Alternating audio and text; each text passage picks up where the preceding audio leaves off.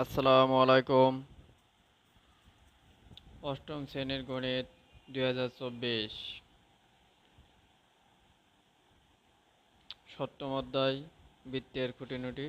এটা আমার এই অধ্যায়ের 3 নম্বর পাঠ। এর আগে আরও দুটি ভিডিও আছে, আপনারা না দেখলে অবশ্যই ভিডিও দুটি দেখে নেবে। আজকের এই ভিডিওতে আমি আলোচনা করব 154 নম্বর পেজের একক কাজের সমাধান। তো চলুন আমরা কথা না বাড়িয়ে আমাদের মূল ভিডিও শুরু করি। আলোচনার প্রথমে আছে একক কাজ। এখানে লেখা আছে বিভিন্ন দৈর্ঘ্যের কাঠি দিয়ে বৃত্তের কোনো একটি চাপ এর উপর কটি বৃত্তস্থ কোণ তৈরি করা যাবে।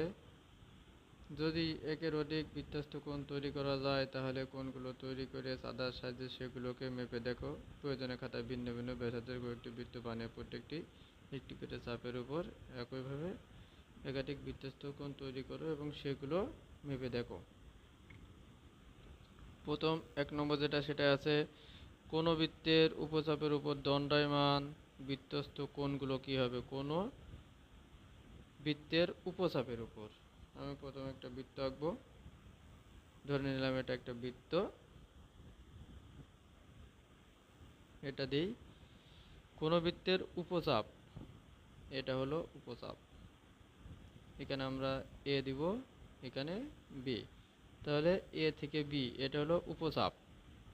এর উপর উপচাপের উপর দণ্ডায়মান, তার মানে এখান থেকে এইদিকে যাবে, এইটা এই কোণটা হবে সূক্ষ্মকোণ, তার মানে এখানে সূক্ষ্মকোণ লিখতে হবে। সূক্ষ্ম কোণ। ক নম্বর উত্তর হবে সূক্ষ্মকোণ। খ নম্বর আছে বৃত্তের অধিচাপের উপর দণ্ডায়মান বৃত্তস্থ কোণগুলো।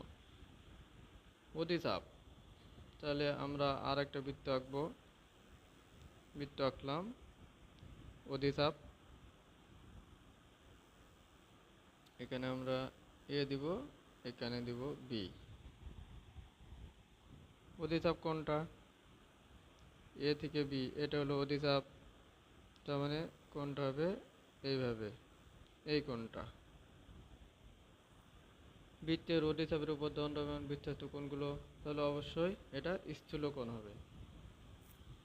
এখানে আমরা স্থূলকোণ লিখতে পারি।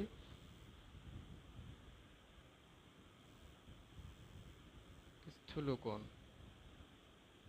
বৃত্তের উপচাপ ও অধিচাপের উপর দণ্ডায়মান বৃত্তস্থ কোণগুলো কোণদ্বয়ের সমষ্টি কয় সমকোণ, তাহলে এটা হবে 2 সমকোণ।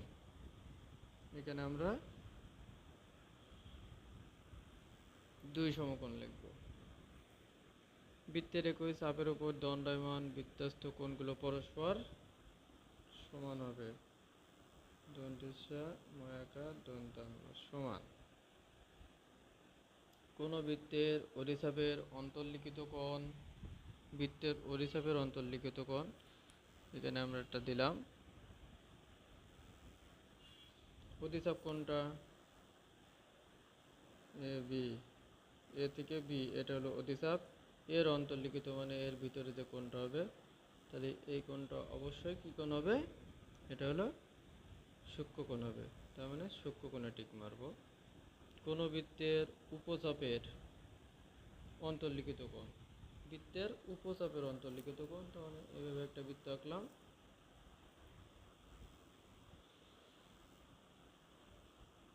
এটা হলো এ, এটা বি। উপচাপ কোণটা এইটা, এ থেকে বি, এর অন্তর্লিখিত কোণ মানে এইভাবে যাবে, তাহলে এই কোণটা এটা হবে স্থূলকোণ।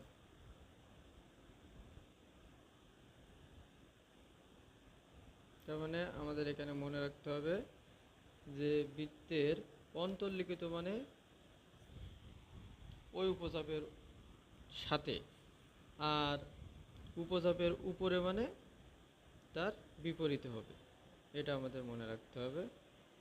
তারপরে চলুন দেখে আর কি লেখা আছে।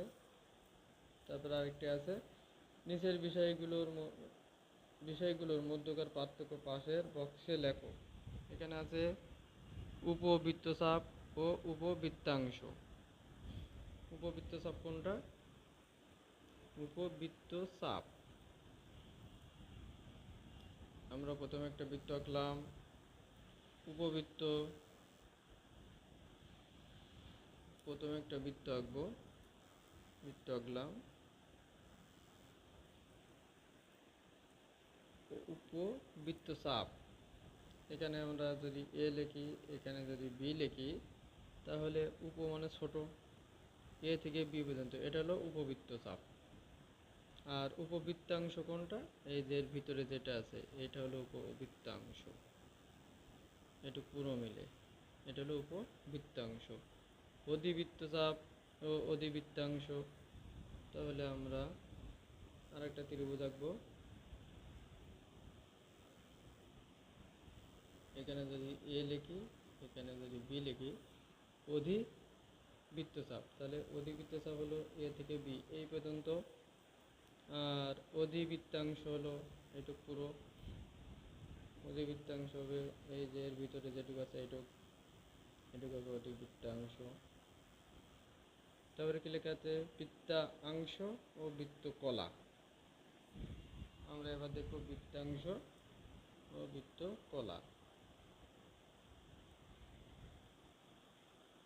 বৃত্তাংশ, এটা হলো বৃত্তাংশ, বৃত্তের ভিতরে যখন থাকবে, এটা হলো অধিবৃত্তাংশ, আর এটা হলো উপবৃত্তাংশ। আর বৃত্তকলা কোনটা? বৃত্তকলা হলো যখন আমরা এইভাবে একটা ত্রিভুজ আঁকবো, এর মাঝে একটা ফুটা থাকবে,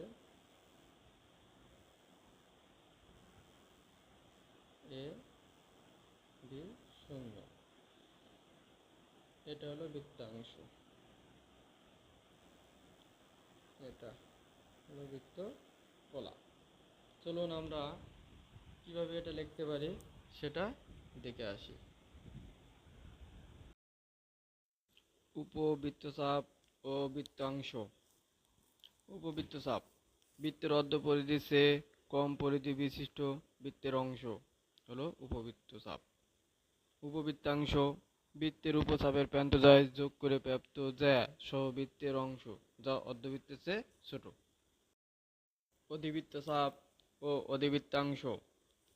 অধিবৃত্তচাপ, বৃত্তের অর্ধ পরিধির চেয়ে বেশি পরিধি বিশিষ্ট বৃত্তের অংশ হলো অধিবৃত্তচাপ। অধিবৃত্তাংশ, বৃত্তের চাপের প্রান্তদ্বয় যোগ করে প্রাপ্ত জ্যা সহ বৃত্তের অংশ যা বৃত্ত অর্ধবৃত্তের চেয়ে বড়। বৃত্তাংশ ও বৃত্তকলা। বৃত্তাংশ, কোন বৃত্তের কোন চাপের প্রান্তদ্বয় সরল রেখায় যোগ করে প্রাপ্ত জ্যা সহ বৃত্তের অংশই হলো বৃত্তাংশ। বৃত্তকলা, বৃত্তের কোন চাপের প্রান্তদ্বয় বৃত্তের কেন্দ্রের সাথে সংযুক্ত করে প্রাপ্ত ক্ষেত্রের ক্ষেত্রফল হলো বৃত্তকলা।